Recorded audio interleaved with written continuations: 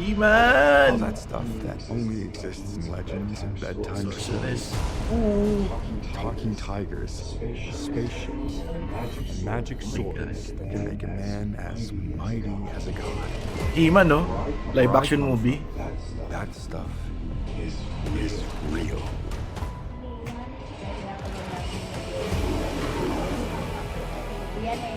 Oo. Why did you 80s. send me away? I wanted you to be safe.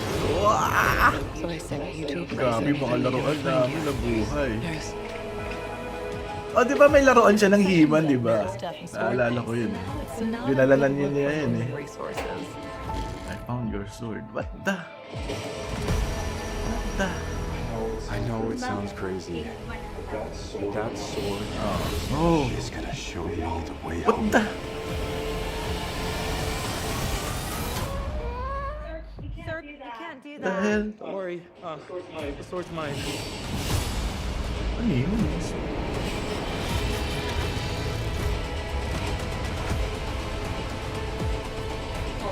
Hold on, it's about to get weird.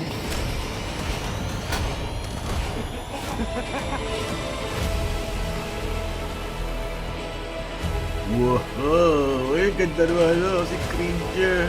Yung pusa.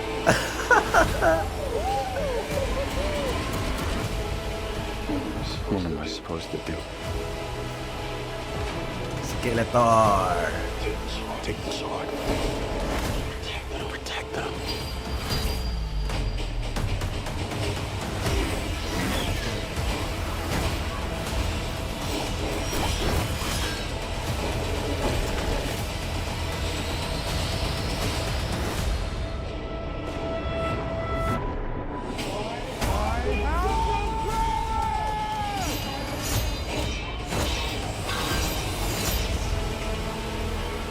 Ah, goosebumps.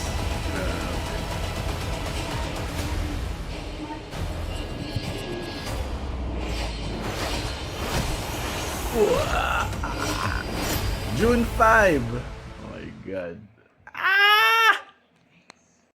Alright, video blog check everybody, Azrael here at napakita na natin at napanood na natin yung Masters of the Universe na live action movie that will be out this June 2026. No? Very excited for this because I grew up with He-Man during the 80s at meron lang ako isang toys lang na meron ako. Si Many Faces, yun lang yung aking nag-iisang toy kasi very expensive yung mga toys dati at yung toy na yung galing pa sa aking ninong.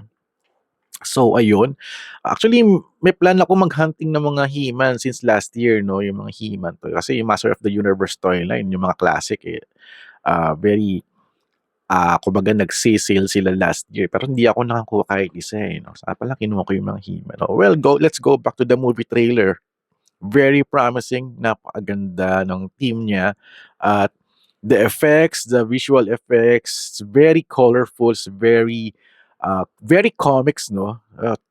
Sana pumatok to, no?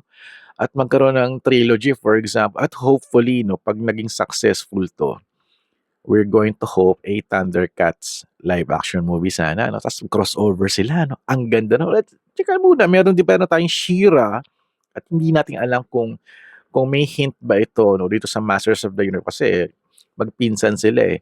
So, we're going to see ano bang magiging outcome nito, no. Parang nakita ko na baka sa bandang huli siya maging He-Man eh. Parang feeling ko sa final battle siya magiging He-Man eh.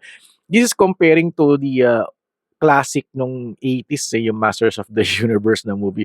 Nung pinanood ko sa sinehan yan dati, hindi ko akalain na He-Man pala yung pinapanood ko. Kasi yung mga costumes kasi, tsaka yung mga designs, yung mga visuals are not that very convincing. Kung He-Man ba yung pinapanood ko, kasi nakita ko na nga yung si Dolph Lundgren, tsaka yung kanyang, role doon. Okay, this is He-Man pala yung pinapanood. Pinakita ko rin si Skeletor, no? Si Skeletor dito, Jared Leto, napaka-astig. Well, a different kind of Jared Leto. Makita natin naka-costume siya, no? Wala yung mukha. And also, I wanna see si Battle Cat at saka yung mga technology na ginagamit sila dito. Tsaka si Sorceress, di pa rin siya doon nakikita Sorceress. Si Evilly, we see Evilly. We're looking, sana merong Orko, no? Hindi ko alam kung paano si Orko dito, no?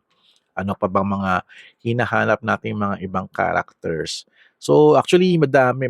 I want to see Trapjaw, sina Beastman, marami pa sina Mossman. Kayo yung mga toy lines na merong He-Man dati, no? Parang very familiar yun sa amin pag nakakita ka ng ah, characters, yung mga magre-react dito yung mga 80s kids, lalo na yung mga lalaki, no, na who grew up with He-Man. Alright, I'll end now my video reactions. Grabe na. Nakakatawa dahil naka-Avengers shirt na naman ako. Wala tayong He-Man shirt. Maybe we need to hunt some He-Man o Master of the Universe t-shirts para suotin natin pag lumabas na yung movie. Alright, so this is Azrael. Thank you so much for watching. Kita-kits tayo sa next video reaction video. Alright, kita-kits.